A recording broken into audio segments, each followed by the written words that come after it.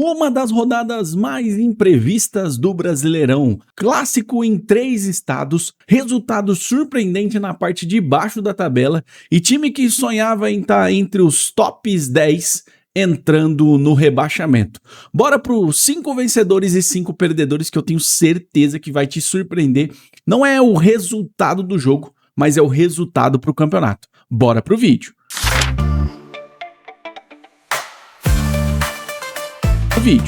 Pessoal, então pra gente já começar os 5 vencedores e 5 perdedores, lembrando que esse vídeo não é para o resultado, não é o time que ganhou, o que venceu, mas sim o que aconteceu para aquele resultado do time, que pode ser derrota, pode ser vitória, mas que foi importante para uma sequência do campeonato. E para já começar aqui os 5 vencedores, o primeiro vencedor dessa rodada é o time do Santos, que eu acho que achou um método de jogo com o Cuca, conseguiu fazer um baita jogo contra o Palmeiras, vinha de empates estranhos lá com o Recoleta, resultados esquisitíssimos do time do Santos e uma oscilação muito grande até do seu sistema defensivo, mas o Santos conseguiu ali com o Palmeiras. Se você der uma olhadinha rápida no GETV lá sobre os melhores momentos, você vai ver que o Palmeiras vai atacar o Santos no primeiro tempo só depois dos 35 minutos.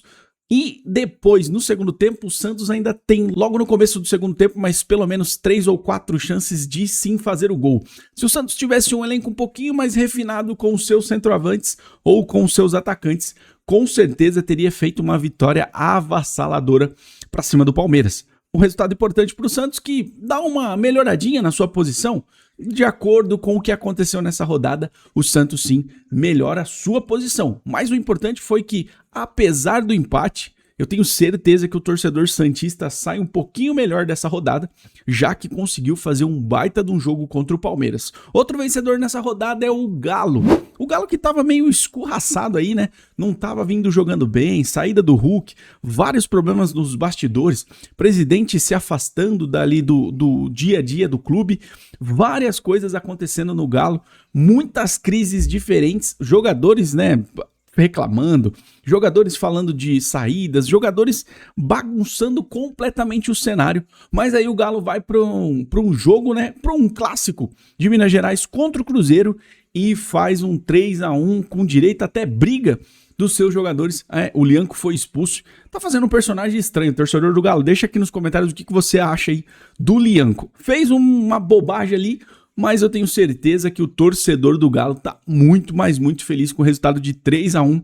Um baita de um resultado, dá uma afastadinha na crise. A gente sempre fala que os clássicos, principalmente aqui no Brasil, melhoram muito a situação do time para as próximas rodadas. E no Brasileirão eu tenho certeza que o torcedor do Galo sai muito, mas muito feliz e com um ânimo renovado depois dessa baita vitória diante do Cruzeiro. Um bom jogo, um jogo foi legal de assistir, teve briga, teve coisas diferentes e obviamente que o Galo é um baita de um vencedor nessa rodada. Dá uma afastadinha na crise, vamos ver nas próximas rodadas como o Galo vai se comportar. Outro vencedor também da rodada 14 do Campeonato Brasileiro é o Vasco. Olha aí, eu trouxe o palpitômetro aí lá do Gato Mestre. Pouquíssimos davam uma certa vantagem ao Vasco. No caso, só o Fred deu vitória ao Vasco. Mas é óbvio que o cenário era muito, mas muito desfavorável ao Vascão, ao gigante da colina. O Vasco chega para esse jogo contra o Flamengo completamente desacreditado e o Flamengo chega animado já porque já sabia o resultado do Palmeiras contra o Santos, podendo diminuir ainda mais a distância ao Palmeiras e obviamente estaria animado para esse jogo já que era um clássico diante do seu torcedor, né, no Maracanã com o próprio mando do Flamengo. Mas aí o Vasco, depois de tomar um 2-0, você fala, agora acabou. Muita gente eu vi desligando TV, falando que já era, o Flamengo ia assim assumir a ponta do campeonato ou muito se aproximar do Palmeiras de forma a tomar a liderança do Palmeiras com o jogo a menos que ainda teria. Mas aí o Vasco mostrou a força de um clássico, mostrou como é jogar um clássico de verdade e até se você for dar uma analisada do jogo completo do Vasco, que foi um baita jogo, né, um 2-2, o Vasco teve sim algumas oportunidades e pode ser até colocar algum ponto como eu falei ali do Santos. Tem jogadores que precisariam ter um pouquinho mais de refino técnico, e eu tenho certeza que o Vasco poderia sim ter saído até com uma vitória. Foi um baita de um jogo, uma recuperação do Vasco, depois de um 2-0 com polêmica de pênalti, que pra mim foi muito pênalti. O cara pisa assim, né, mesmo que sem querer ou ali estabanado, acabou pisando no pé do Pedro, fez o pênalti. O Flamengo tinha a chance de sim colar na liderança e depender só dele praticamente para assumir a ponta do campeonato, mas aí o Vasco fez um jogo de recuperação.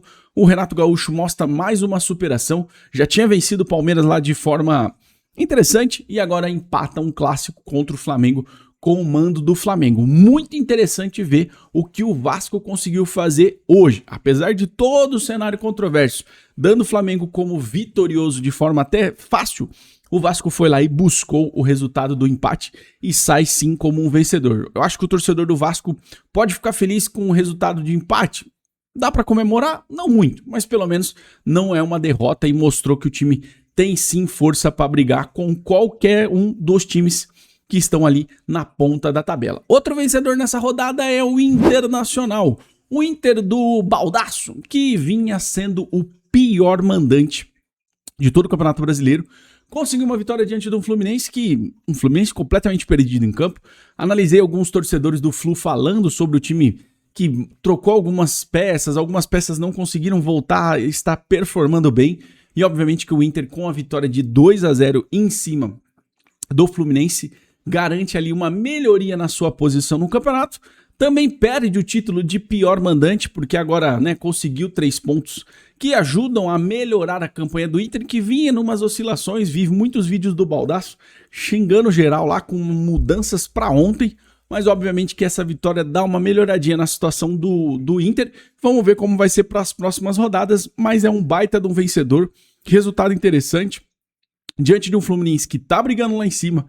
Muita gente falava que o Inter ia perder esse jogo, mas obviamente a vitória aí do Inter melhora sim o cenário. Vamos ver, como eu falei, como vai ser nas próximas rodadas o que o Inter vai fazer. E o último vencedor dessa rodada 14 é o Campeonato Brasileiro. Muitos bons jogos, eu posso dizer que assisti pelo menos 5 ou 6 dessa rodada e tava muito legal de ver. 2-2 entre Vasco e Flamengo, 3-1 entre Cruzeiro e Galo, o Palmeiras empatando 1-1, um jogo que foi interessante sim, vários baitas resultados, o time do Mirassol também vencendo o Corinthians por 2-1, num jogo onde o Corinthians entrou meio desligado, depois tentou buscar o resultado. Alguns bons jogos nesse campeonato, teve também a vitória grande lá do próprio Vitória diante do Coritiba, então uma baita rodada com muitos gols e obviamente o Brasileirão alcançando uma média maior de gols nessa rodada já do que as duas últimas, pelo menos, edições. Então, uma baita rodada de Campeonato Brasileiro com algumas polêmicas de arbitragem, mas isso eu acho que não dá pra gente também querer muito mais do brasileiro. A gente já tá acostumado com isso. Mas pra mim foi uma baita rodada, dá pra mostrar muito a força do Campeonato Brasileiro, principalmente pelos resultados, né? Por exemplo, o caso do Corinthians poderia ter assumido ali a primeira parte da tabela, mas entrou na zona de rebaixamento, então o Brasileirão é um baita de um vencedor também nessa rodada, porque mostrou que tem muitas vantagens de se assistir um campeonato onde não dá para garantir os resultados. Mesmo nos clássicos que igualam praticamente os desiguais e também rodadas estranhas, como por exemplo o Remo, que vem brigando lá na zona de baixo e consegue vencer o Botafogo de virada fora de casa. Vamos então para os 5 perdedores que eu já peço para você aqui. Já se inscreveu no canal? Deixou aqui nos comentários o que você achou desta minha análise dos 5 vencedores? Então vamos para os 5 perdedores dessa rodada. O primeiro perdedor para mim, fácil aqui, tá? É o Botafogo. Tava vencendo o jogo dentro de casa, enfrentando um Remo que vem passando por poucas e boas, brigando na parte de baixo da tabela e toma uma virada do Remo diante do seu torcedor. E assim, ali pra mim acaba o jogo, né? O Botafogo que vem numa situação estranha fora de campo, provavelmente a saída lá do Alexander Barbosa pro Palmeiras, John Textor afastado do cargo e vários outros problemas financeiros acontecendo dentro do Botafogo e que vinha numa fase legal, né? O Danilo marcando gols, o time do Botafogo meio que se encaixando e agora encontra uma derrota contra um dos times lá debaixo da tabela, e aí é obviamente um dos baita derrotados, um dos baita perdedores dessa rodada do Brasileirão. Outro perdedor nessa rodada é o Corinthians, que diante de um Mirassol que também vem enfrentando seus problemas, não conseguiu fazer um bom jogo. Parece que a galera tava meio cansada nesse jogo do Corinthians. O time do Mirassol tem dois lances estranhos, né? Tem uma expulsão ali que o juiz voltou atrás, né? O Matheus Canançã. E depois tem um pênalti que tem alguma certa polêmica, pra muita gente não foi. Eu acho que tem um trançapé ali que poderia marcar, mas é polêmico. Não dá pra afirmar com certeza nem que sim, nem pra não. E até por isso eu acho que o VAR não interviu. E aí o Corinthians acho que sentiu esses dois lances estranhos, né? De uma expulsão revertida e aí do pênalti que não foi revisado pelo VAR.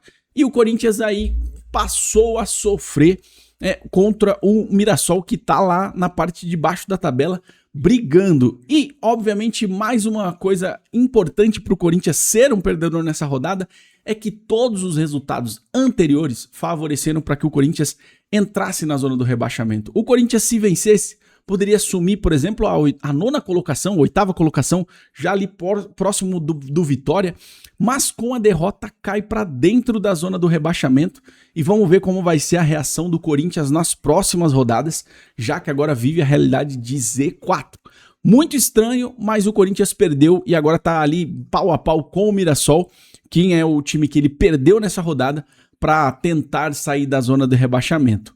Vamos ver como vai ser esse time do Corinthians agora vivendo essa realidade de zona de rebaixamento. O Diniz ainda não conseguiu livrar o time da crise e agora ainda mais entrando na zona do rebaixamento. O torcedor corintiano deve estar muito preocupado e, óbvio, vai esperar o resultado da Libertadores no meio de semana para ver até onde essa crise vai. Outro perdedor na rodada do Brasileirão é o Palmeiras. Cara, um jogo decepcionante para o torcedor palmeirense, diante de um Santos fraquíssimo, que vinha de resultados péssimos. E como eu falei, o Santos é um vencedor, mas o Palmeiras é sim um baita de um perdedor nessa rodada. Poderia sim abrir vantagem diante do Flamengo, já que o Flamengo empata com o Vasco nessa rodada, o Palmeiras poderia ter abrido muito mais pontos. Tem time para isso, tem investimento para isso, mas falta futebol no Palmeiras. O Santos deu um baile para mim no Palmeiras, que foi jogar futebol na base da empurrância lá no finalzinho do segundo tempo, depois dos 35. Consegue fazer um segundo gol, mas obviamente estava irregular o gol, que a bola pega na mão do Arias antes de entrar e aí era lance claro. Não precisaria nem ir no VAR, o VAR deveria só informar o juiz, pegou na mão, volta ali, é falta, acabou, não é gol. Mas o Palmeiras é um baita de um derrotado, assim. Um time sem futebol nenhum no começo do jogo. Depois, no primeiro tempo, no começo do segundo tempo, oferecendo várias oportunidades ao Santos. Muito, mas muito estranho esse jogo do Palmeiras. Mas já é um reflexo do próprio trabalho do Abel Ferreira, que não vem se encaixando desde 2024. Agora em 2025 também não conseguiu e em 2026 ainda reflete muito dessa falta de treinamento, dessa falta de trabalho. Mesmo com bons nomes que o Palmeiras tem, não conseguiu fazer um jogo diante de um Santos que, por exemplo, empatou com o Recoleta, que é um dos piores times lá do Paraguai, que nem queria jogar essa competição, mas o Santos sai como vencedor e o Palmeiras é um baita de um derrotado nesta rodada do Brasileirão. Outro perdedor é o Flamengo. Tido como muitos aí como um jogo fácil diante do Vasco, mostrei pra vocês lá os dados do Gato Mestre no palpite, que todo mundo, né, tirando o Fred, apostava que seria uma vitória do Flamengo até com uma certa tranquilidade. E aí o Flamengo meio que desanimou do jogo, meio que subiu no salto e óbvio que empatou com o Vasco. É um resultado ruim? Pô, pode-se dizer que não, é um clássico.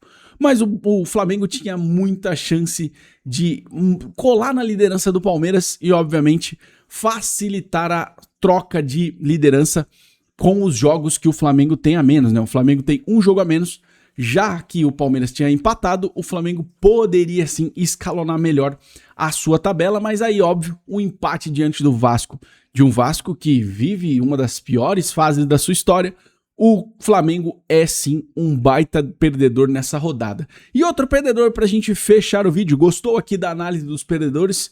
É sim as casas de aposta. Imagina o cara que apostou em empate em Palmeiras e Flamengo e Vasco.